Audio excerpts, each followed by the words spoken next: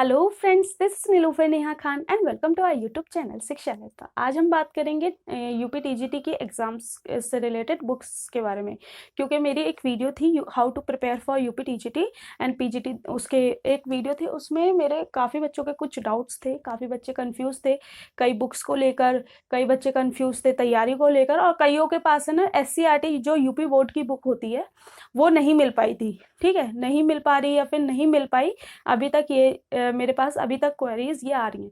तो जस्ट जैसे कि आपको पता है 8 और 7-8 को आपका टीजीटी का एग्ज़ाम अनाउंस हो गया है, और यहीं 16 के लगभग आपका पीजीटी का एग्ज़ाम अनाउंस हुआ है।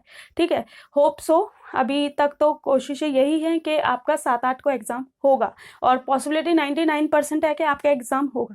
तो बी सीरियस। एंड कई बच्चे मेरे से इस बारे में पूछ रहे थे कि बुक्स, जैसे कि कई बच्चों को अवेलेबल नहीं हो पाई SCERT बुक्स, और कई बच्चे पढ़ नहीं पाए उन बुक्स को। ठीक है, क्योंकि आप 6 to 12 तक की जब बुक्स रीड आउट करते हो तो बहुत बड़ा सेक्शन, वो एक बहुत बड़ा टास्क हो जाता है रीड करने का, और फिर रीड भी करना है और आपको उन फैक्ट्स को भी याद करना है। देखिए, यूपी की अगर बात करें तो यूपी में आपका ऑलमोस्ट जितने भी एग्जाम होते हैं उन सभी एग्जाम्स में आपका फैक्चुअल इंफॉर्मेशन पे ज़्यादा फोकस किया जाता है as comparison to conceptual knowledge. ठीक है, कॉन्सेप्ट पे जो नॉलेज है वो CBSE या फिर जो सेंट्रल बोर्ड होता है उसमें ज़्यादा फोकस किया जाता है, लेकिन जो स्टेट वैकेंसीज जो होती हैं उनमें ज़्यादातर फैक्चुअल नॉलेज पे फोकस किया जाता है।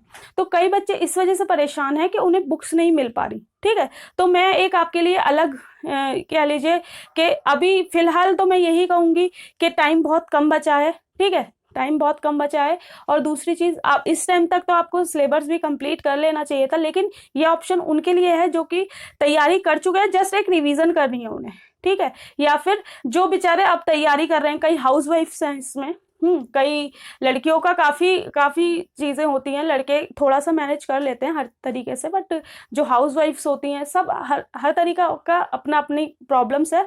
तो उन प्रॉब्लम्स के साथ आप कैसे डील कर सकते हैं, इन सब के बारे में आज की वीडियो में बात करेंगे, और मोस्ट इंपॉर्टेंट बुक्स के बारे में बात करेंगे कि बुक्स अगर आपने SCERT नहीं पढ़ी है तो उसके अलावा आप कौन सी बुक पढ़ सकते हो। ठीक है, तो मेरे पास ये महेश बणवाल की एक बुक है। ठीक है, ऑलमोस्ट मेरे पास है ये बुक्स।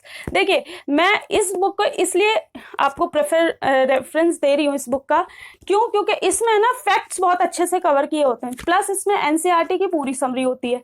चाहे आप कोई भी बोर्ड ले लीजिए, ठीक है, तो NCERT सबसे ज़्यादा इंपॉर्टेंट होती है हर एग्जाम के लिए, लेकिन अगर स्टेट वाइज की बात करें तो वहाँ पर स्टेट की बुक्स ज़्यादा इंपॉर्टेंट हो जाती हैं। ठीक है, तो अगर आप बात करें SCERT की, तो ऐसे समरी वाली कोई बुक आती नहीं है, पहली चीज़। दूसरी चीज़, SCERT और NCERT में बहुत कम ही डिफरेंस होता है। ठीक है, जैसे कि NCERT में आपके कॉन्सेप्ट पे बात की गई होती है, यही SCERT में आपके फैक्चुअल नॉलेज पे ज्यादा बात की गई होती है, तो ये फैक्चुअल नॉलेज के लिए काफी अच्छी बुक है। ठीक है, अब ये आप SST के लिए रेफरेंस में ले सकते हैं, जिनका PGT है, TGT है ना, तो वो इस बुक को रेफरेंस में ले सकते हैं, और अच्छी बुक है, मैंने खूब अच्छे से पढ़ी हुई है। आपको कई ऐसी चीजें इसमें मिल जाएंगी और टॉपिक वाइज ऐसे मिलेंगी कि जहां पर आपको दूसरे मतलब कहीं से भी कोई दूसरी बुक लेने की आवश्यकता नहीं होगी। ठीक है, सारी चीज ऑल ओवर चीज इसमें मिल जाएंगी, और अगर आप इसे कर लेते हैं, इसे कर लेते हैं खाली, तो मेरे अकॉर्डिंग आपका एग्जाम हो ही जाएगा, 99% हो जाएगा। देखिए, 1% कुछ नहीं कहा जा सकता, 99%। लेकिन मतलब आपको इस तरीके से टाइम देना है कि आपको ये बुक्स अच्छे से रीड आउट करनी है, और प्लस अपनी प्रैक्टिस पर ज्यादा फोकस करें। ठीक है, जितने भी टॉपिक आप करते हैं उन टॉपिक के बाद आपको कोशिश ये कीजिएगा कि उन टॉपिक से रिलेटेड या तो यूट्यूब पे या फिर कहीं भी मतलब जैसे अभी हमने किया वैदिक सभ्यता। ठीक है, वैदिक सभ्यता हमने स्टार्ट किया, वैदिक सभ्यता करने के बाद हमने इससे पढ़ लिया, इस बुक से पढ़ लिया, फिर उसके बाद हम क्या करेंगे, उसके कुछ क्वेश्चन आंसर देखेंगे। ठीक है, यूट्यूब पे मिल जाएंगे या कहीं भी कोई भी ऐप हो, मतलब उस टॉपिक से रिलेटेड क्वेश्चन आंसर कर लीजिए। उस टॉपिक से रिलेटेड जब आप क्वेश्चन आंसर कर लेंगे ना, तो 99% आपके जो एक नॉलेज है ना वो बिल्ट होगी। और प्लस यहाँ पर नेगेटिव मार्किंग नहीं है, ठीक है, तो नेगेटिव मार्किंग नहीं है। जब आप चीजें पढ़ के जाते हो ना तो आप ज्यादा श्योर होते हो एज कंपैरिजन टू जब आप चीजें नहीं पढ़ के जाते। जब आपको पता ही नहीं है कोई चीज तो आप उसे कैसे टिक कर सकते हो, ठीक है, वो एक तुक्के लगाने वाली बात एक अलग होती है। लेकिन अगर आप सारी चीजें थोड़ा थोड़ा पढ़ के भी जाओगे ना तो आपको एक कॉन्फिडेंस आएगा कि हाँ मैंने ये पढ़ा हुआ है, ठीक है, तो उसके अकॉर्डिंग आप अपनी नॉलेज बिल्ड कर सकते हैं। और जो भी टॉपिक आप पढ़ते हैं, ठीक है, जो भी टॉपिक आप पढ़ते हैं उसकी प्रैक्टिस जरूर कीजिए। और इस बुक को देखिए, इस बुक में ऑलमोस्ट जितने भी आपके क्या कहते हैं, मैंने आपका सिलेबस देखा है, जितने भी आपके टॉपिक है सिलेबस के वो सारे टॉपिक इसमें कवर किए गए हैं, ठीक है, सारे टॉपिक आपके इसमें मिल जाएंगे। और इसमें सारी कुछ चीजें, और इसमें बेस्ट चीज मुझे जो मैं अपने पर्सनल एक्सपीरियंस से बोल रही हूँ, मुझे जो बेस्ट लगता है वो ये लगता है कि कई एक्स्ट्रा चीजें आपकी दी हुई होती हैं जो कि आपको जो जितनी भी बुक्स होती हैं उनमें नहीं मिल पाती कई बार है, और सीक्वेंस वाइज दी हुई होती हैं। और पहली बात टॉपिक वाइज टॉपिक्स दिए होते हैं, मतलब एक सीक्वेंस आपका पहले आपका एंशिएंट आ गया, फिर मेडिवियल आ गया, फिर आपका मॉडर्न हिस्ट्री आ गया, ठीक है, तो यहां से आपका है ना एक रिदम बन जाता है।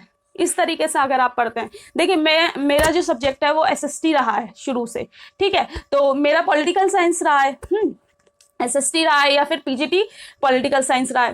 तो ज्यादातर मेरे जो सब्जेक्ट रहते हैं, मेरे पास जितनी भी बुक्स मिलेगी या तो एसएसटी से रिलेटेड मिलेंगी हैं, और यही बुक सेम साइंस वालों के लिए भी आती है। इसी की साइंस में इकोनॉमिक्स की और भी काफी बुक्स इसकी, मतलब ऑलमोस्ट बुक्स इसकी आती हैं। पब्लिकेशन ये अच्छी है।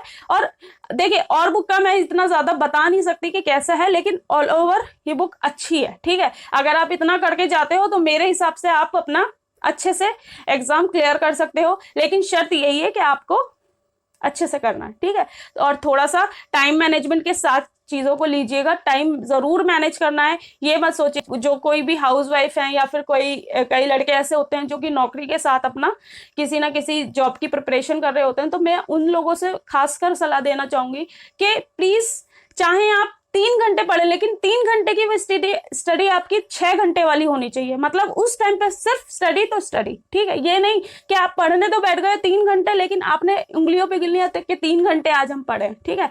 वैसे तो 3 घंटे में बहुत कम बता रही हूँ इस टाइम पे आपको, मतलब मैंने कई बच्चे ऐसे भी देखे हैं जो इस टाइम पे 12-12 घंटे भी पढ़ रहे हैं, ठीक है। तो मेरी कोशिश यही है कि आपको एक अच्छी सलाह देना। देखिए ये बुक अच्छी है, आप इसे रेफरेंस में ले सकते हैं। और अगर आपको ये बुक नहीं मिल रही कहीं भी, ठीक है, तो शायद यूट्यूब पे भी कई लोग इसे पढ़ाते हैं, ठीक है। महेश बणवाल सर की बुक है ये, महेश बणवाल है, महेश कुमार बणवाल, ठीक है, ये बुक आप देख लीजिए हैं। और इस जो ये बुक आपको, और अगर आपको लगता है कि ठीक है तो ठीक है, वरना मेरे हिसाब से तो बहुत अच्छी बुक है। आप इतना पढ़ के चले जाएंगे तो 99% आपका सिलेक्शन हो ही जाना है। देखिए बुक सब अच्छी होती हैं, जितनी बुक्स हैं आपके पास सब अच्छी हैं, लेकिन शर्त ये होती है कि आप उसे अप्लाई कैसे कर रहे हो, एग्जाम हॉल में आप किस तरीके से चीजों को लेके चल रहे हो, ठीक है। तो बुक सारी अच्छी होती हैं, ये भी मैं बुक इसलिए अच्छी बता रही हूँ क्योंकि मेरे पास ये बुक है और इसमें फैक्चुअल नॉलेज, फैक्ट्स बहुत दिए हुए हैं, ठीक है, फैक्ट्स, इसलिए ये यूपीएससी पीसीएस वाले बच्चों के लिए ये बुक है।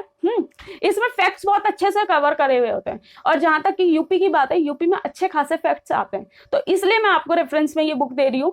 और अगर आपको पसंद आए वीडियो तो लाइक एंड शेयर कीजिएगा, और अगर कुछ छूट गया हो तो प्लीज कमेंट बॉक्स में कमेंट कीजिएगा, या फिर मुझे मेल भी कर सकते हैं एज पॉसिबल एज, मतलब ठीक है मैं कर दूंगी। अगर आपका कोई भी प्रॉब्लम मुझे लगती है कि ज्यादा बच्चों को वो प्रॉब्लम है तो मैं एक और सोल्यूशन वीडियो आपके लिए ला दूंगी, ठीक है। लेकिन कोशिश यही कीजिए कि अगर आपने फॉर्म भरा है तो प्लीज इस चीज को याद रखिएगा कि आपको जॉब लेनी है, ये नहीं कि हमने जस्ट पेपर देना है, ठीक है। जॉब लेनी है तो लेने का मतलब आपके माइंडसेट ही खुद हो जाएगा कि मुझे किस तरीके से चीजों को डील करना है। और यहाँ ये वीडियो हमारी खत्म होती है। अगर वीडियो अच्छी लगी है तो प्लीज लाइक एंड शेयर कीजिएगा, एंड चैनल को सब्सक्राइब जरूर करें। Thank you for watching my video.